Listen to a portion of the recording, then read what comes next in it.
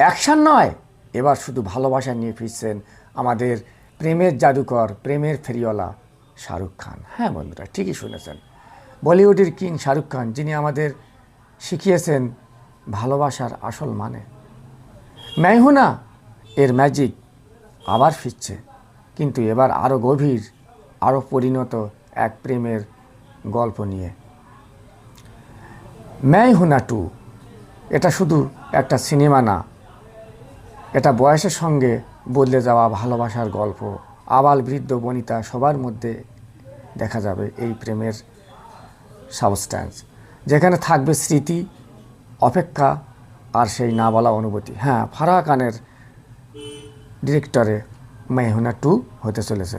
এদিকে শোনা যাচ্ছে কিং ছবি আগামী জুন মাসের শেষের দিকে শুটিং শেষ, তারপরে পুরোদমে রোমান্টিক ছবিতে অভিনয় করছেন।